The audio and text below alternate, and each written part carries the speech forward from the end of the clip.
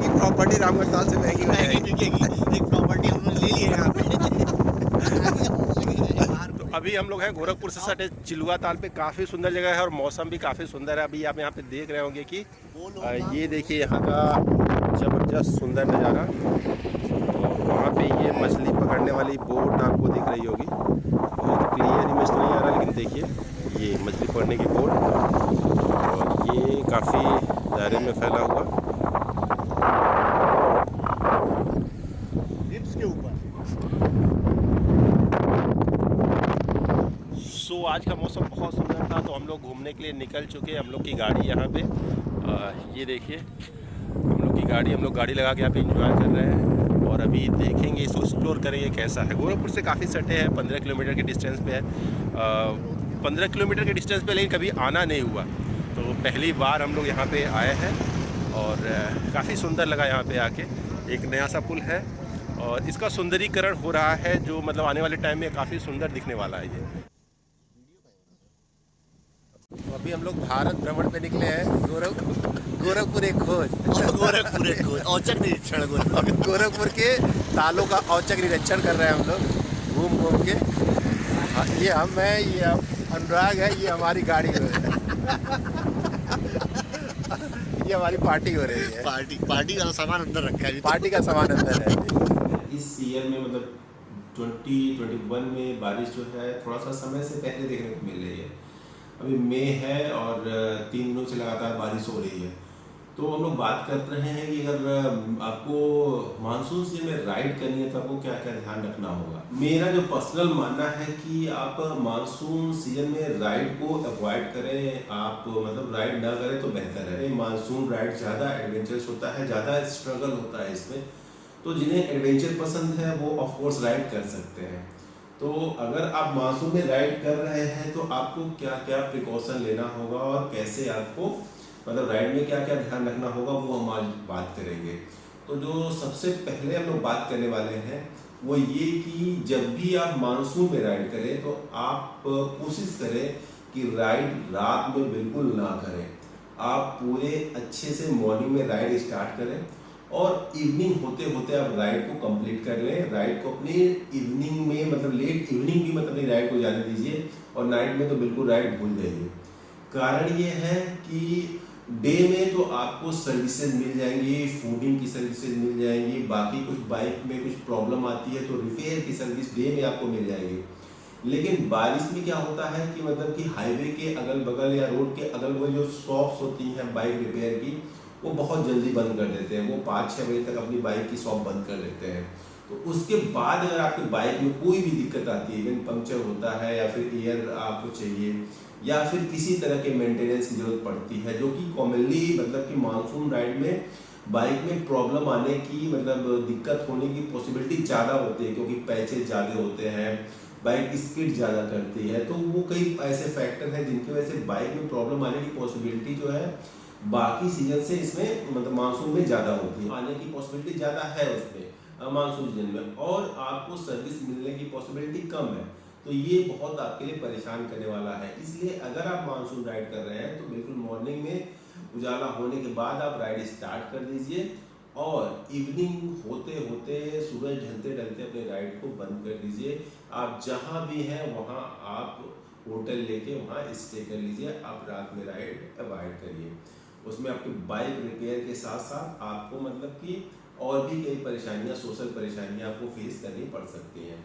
ये हो गया। दूसरी बात, अगर आप राइड कर रहे हैं, आप ये तो क्लियर हो गया कि आपको डे में ही राइड करना है, नाइट में राइड नहीं करना। आप डे ही में राइड कर रहे हैं तो आपको क्या क्या लेके जाना होगा, क्या क्या अपने साथ रखना होगा ताकि आपकी राइड जो है सक्सेसफुल और कंफर्टेबल हो। तो जाहिर सी बात है कि आपको अपनी पूरी बॉडी को कवर करने के लिए अच्छा रेन कोट चाहिए होगा, आपका रेन जैकेट एक अच्छा चाहिए होगा और एक रेन पैंट भी आपको एक अच्छी क्वालिटी का होना चाहिए।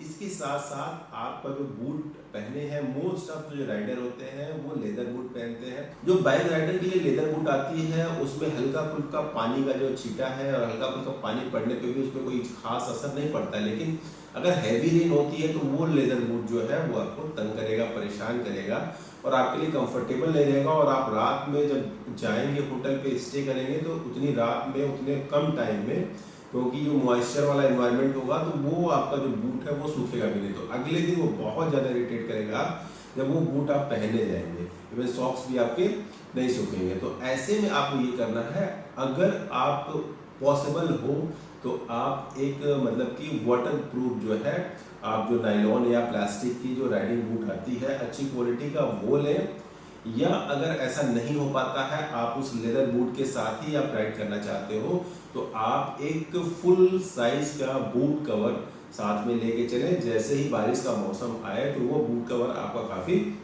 हेल्प करेगा। वो बूट कवर जो है केवल और केवल आपको बारिश की हैवी बूंदों से नहीं बचाएगा, इसके साथ साथ जब हम बाइक राइड करते हो तो छोटे छोटे पैचेज आते हैं जिसमें पानी लग जाता है, तो जब भी आप बाइक वहाँ से गुजरती है तो उसके छींटे पूरे ऊपर तक आते हैं, तो वो चीटे जो है ऊपर से आपके पैर पे गिरते हैं। तो अगर आपका बूट कवर होगा तो वो भी उन चीटों से भी आपका बूट जो है वो सेफ रहेगा। तीसरी बात ये है कि आप मानसून सीजन में जो अपने कपड़े ले जाइए वो कोशिश करिए कि आपके कपड़े जो है वो ड्राई फिट हो। ड्राई फिट कपड़ों की खास बात ये होती है कि वो बहुत जल्दी सूखते हैं। आप कितना हो मॉइस्चर वाला एनवायरनमेंट रहे, अगर फैन चला के आपने छोड़ दिया तो 2-3 घंटे में ड्राई फिट वाले कपड़े जो है वो सूख जाएंगे। तो आप कोशिश करिए कि अपना पैंट जो है वो ड्राई फिटेड लीजिए, ऊपर की टी शर्ट या जो भी आप पहनते हैं वो ड्राई फिटेड लीजिए, वो आपको मानसून में काफ़ी हेल्प करेगा। वो काफ़ी अच्छा जो है वो सूखने में हेल्प करता है। इवन कई बार अगर होता है कि अगर थोड़ी सी भीग भी गया और आप कहीं 1 घंटे आपने स्टे किया, वहाँ पे धूप है, आपने वो अपना ड्राई फिट कपड़ा अपना ओपन किया आपने तो वो सूख जाता है ऐसा, तो वो एक बेनिफिट होगा। इसके अलावा जो ग्लव्स यूज़ करते हैं, मैक्सिमम लोग जो ग्लव्स यूज़ करते हैं वो लेदर का ही ग्लव्स होता है, वो भीगने पे आपको परेशान कर सकता है। लेदर ग्लव्स के अंदर जो है आपको अंडर ग्लव्स जरूर पहनना चाहिए। अंडर ग्लव्स अगर वाटर प्रूफ आपको अंडर ग्लव्स मिल जाए, वाटर रिपेलेंट अंडर ग्लव्स मिल जाए तो बहुत अच्छा है। तो एक अच्छी क्वालिटी का वाटर रिपेलेंट अंडर ग्लव्स जो है आपको पहनना चाहिए।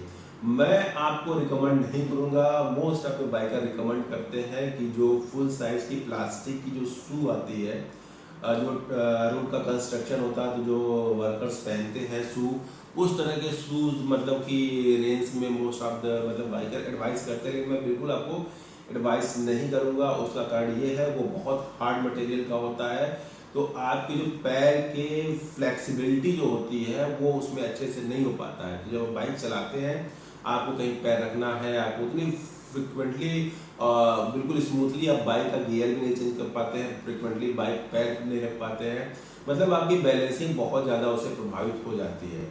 आप ऐसा नहीं है कि आप हाईवे पे चल रहे हैं और अच्छे से पैर रखें, केवल और केवल आपको क्रूज करना है। अगर आप खराब रास्तों पे चल रहे हैं तो हो सकता है आपको बार बार पैर नीचे ऊपर करना पड़े, गियर बदलना पड़े, ब्रेक लेना पड़े, तो वो जो मूवमेंट होगा वो पैर का वो रिस्ट्रिक्ट करेगा वो। तो मैं बिल्कुल आपको एडवाइस नहीं करूँगा कि आप उन प्लास्टिक के शूज़ को पहने। इसके अलावा जितने भी आपके पास लगेज हैं, बैग हैं, उन सभी बैग को अच्छी तरह से ढकने के लिए आपका वाटर प्रूफ प्लास्टिक का जो है कवर आपके साथ जरूर होना चाहिए, जो आपकी काफ़ी हेल्प करेगा। इवन आपने जो मतलब वो पीठ वाले बैग, जो आपको शोल्डर बैग आपने लिया है जिसमें आपके इलेक्ट्रॉनिक गैजेट्स हैं, वो भी अच्छी तरह से कवर होना चाहिए, उनके लिए भी आपका अच्छा कवर होना चाहिए। इसके साथ साथ आप जब भी जाएं तो अपने पास कुछ प्लास्टिक की थैलियाँ जरूर अलग से लेके जाएं। वो थैलियाँ आपको काम आने वाली हैं, भले ही आपने अपना जो वॉलेट रखा है, इलेक्ट्रॉनिक गैजेट रखा है, भले ही आपने वाटर प्रूफ बैग में रखा है, उसके बावजूद एक अलग से प्लास्टिक के बैग में आप उसको रैप करके ही अपने पास रखें।